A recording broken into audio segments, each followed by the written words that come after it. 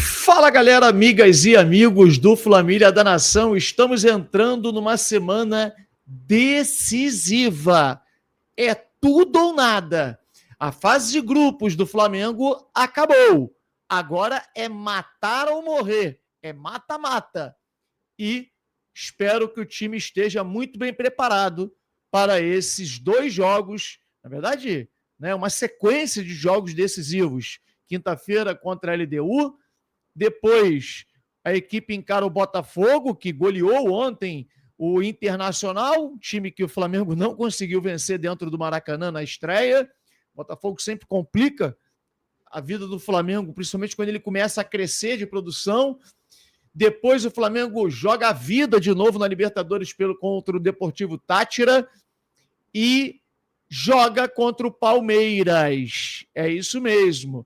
Então são jogos decisivos. Palmeiras ontem... Olha, eu quero que você descreva aqui, nesse momento, o que você disse na hora que o Palmeiras meteu aquele gol no último lance, cara. O que eu falei é indescritível. Não posso descrever e nem falar aqui ao microfone. Mas foi doído. No último lance, o time cagão, todo borrado. Mas nós temos que fazer a nossa parte e vamos lá, vamos com tudo. Felipe Luiz não está recebendo bem as críticas e está partindo para o ataque. Vou pedir a vocês para que deixem o like nesse momento, mete o dedo no like, sobe o like com tudo e inscreva-se no nosso canal Família da Nação. Você gosta de informação do Mengão em primeira mão? Então brota aqui para o Família da Nação. Nós vamos rodar a vinheta, após a vinheta, um show de notícias e informações do Flamengo para você. Sobe, drone.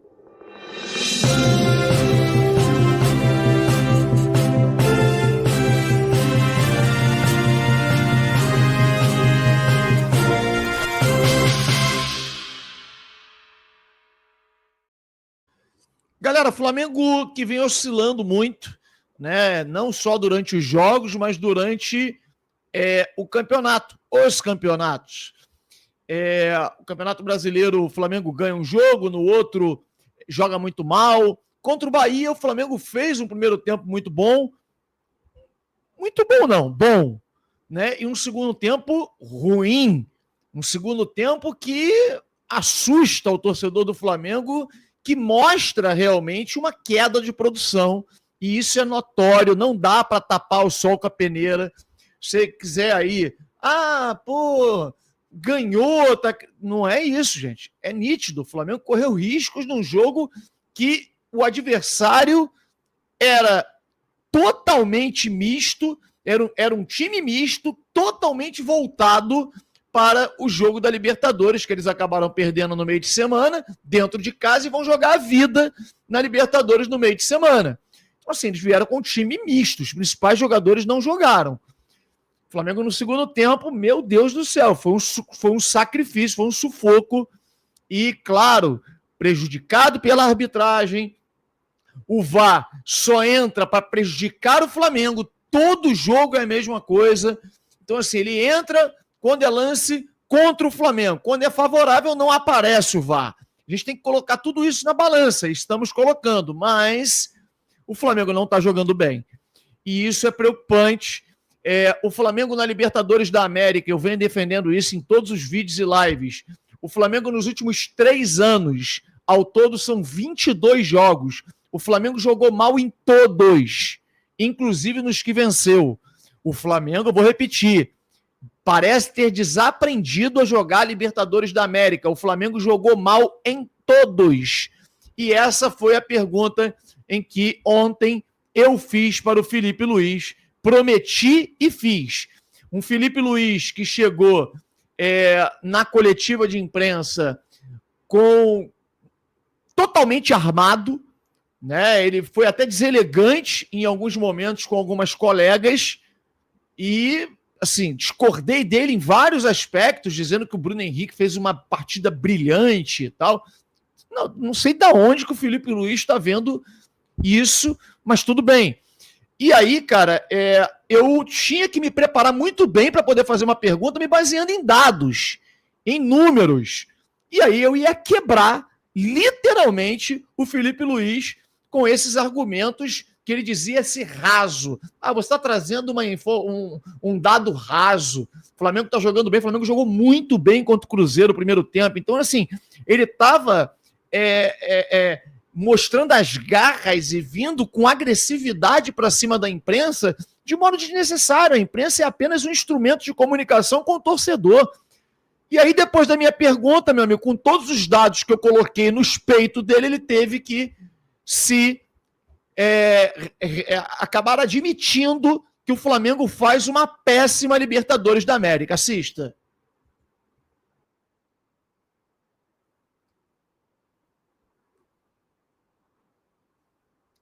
Mais da parte externa, né? No entanto, os números... Um detalhe interessante é que o Felipe, em uma das perguntas, quando a colega perguntou a ele que essa pressão, é algo que está acontecendo com o Flamengo, ele diz, não, isso é externo, isso é só da parte de vocês, aqui está todo mundo muito tranquilo, o Flamengo está muito bem. E aí eu tive que mostrar para ele que não está nada bem, não. Olha a Libertadores como está. Prestem atenção da maneira como eu me referi e a pergunta que fiz ao Felipe Luiz. Felipe, Fábio Barcelos, canal Família da Nação. Você comentou que esse momento turbulento é mais da parte externa, né? No entanto, os números mostram, na Libertadores da América, por exemplo, que o Flamengo faz uma campanha muito ruim. O torcedor, a gente não para de receber mensagens com torcedores desesperados. O Flamengo, faltando 2 rodadas para encerrar a fase de grupos, o Flamengo está a 3 pontos do segundo colocado. E numa situação, vamos dizer assim, dramática, precisando ganhar pelo menos por 2 gols de diferença da LDU em casa. Aliás, Felipe, nos últimos 3 anos, num total de 22 jogos, o Flamengo jogou muito mal contra adversários de fora do Rio, de fora do Brasil, né? Adversários estrangeiros. Que palavra você pode dar para esse torcedor que o Flamengo vai conseguir reverter esse resultado na Libertadores da América? Não temos que dar nenhuma palavra, temos que demonstrar no campo. Tudo que você falou, você tem razão. Estamos fazendo uma Libertadores ruim. Estamos numa situação...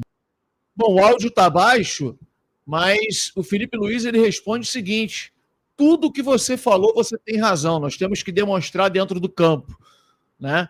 Então, eu acabei desarmando o Felipe Luiz nesse momento, quando eu trago argumentos para poder mostrar a ele que não tem nada bom, não. Não é externo o problema, né?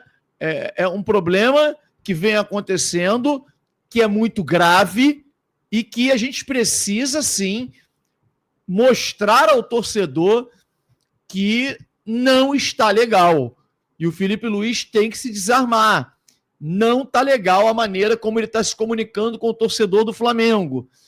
Dizendo, por exemplo, coisas que ninguém entende, que o Bruno Henrique está jogando muito bem ali, ironizar a pergunta da colega, dizendo que ela viu outro jogo, dizer que não tem nenhuma instabilidade, dizer que o Flamengo jogou uma grande partida contra o Cruzeiro no primeiro tempo, é desafiar a nossa inteligência, cara. A gente torce por ele é um cara que eu sou fãzaço, gosto muito, mas não dá para desafiar a nossa inteligência. O Flamengo não jogou rigorosamente nada contra o Cruzeiro, não jogou nada contra o Central Córdoba, e ontem contra o Bahia, e no jogo contra o Bahia no sábado, o Flamengo fez um primeiro tempo razoável, 15 minutos muito bons.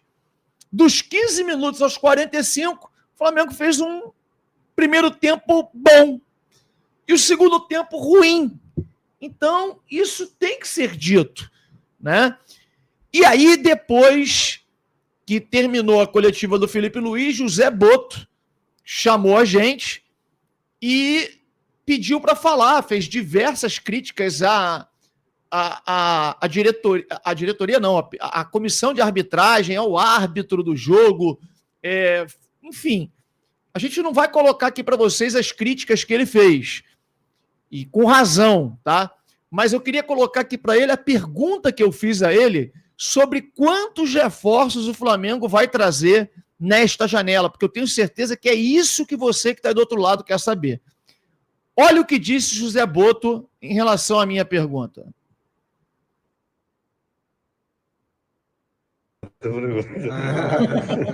E o Matheus Cunha? Matheus Cunha Quantos jogadores devem chegar agora nessa janela para o Mundial? Não, isso é outra pergunta. E o Matheus Cunha? Matheus Cunha Por que tu atropelaste o meu colega? Desculpa. Vamos lá, deixa lá. Porque é uma pergunta que tem algum sentido, não é? Vão existir 2 janelas, uma antes do Mundial. Nós gostávamos de trazer alguns jogadores já a pensar no Mundial, mas não vamos entrar em loucuras porque os clubes também sabem, eles querem um jogador para o Mundial e os jogadores que vão ser mais caros do que depois na outra janela. Portanto, eles só vão vir se não for um acréscimo de dispêndio de dinheiro trazer os jogadores nessa janela. Entendi. Tá? Então, bom, gente. Depois, obrigado, hein? Opa, só tirar uma dúvida. Bom, isso é para vocês verem que a gente vai direto na fonte. A gente traz a informação para vocês, indo na fonte e tendo coragem de perguntar. Ele falou de Arrascaeta, disse que não queria falar sobre outros assuntos, e mesmo assim eu fui lá e perguntei. Bom, para quem não entendeu, fica um pouco baixo aqui quando a gente compartilha.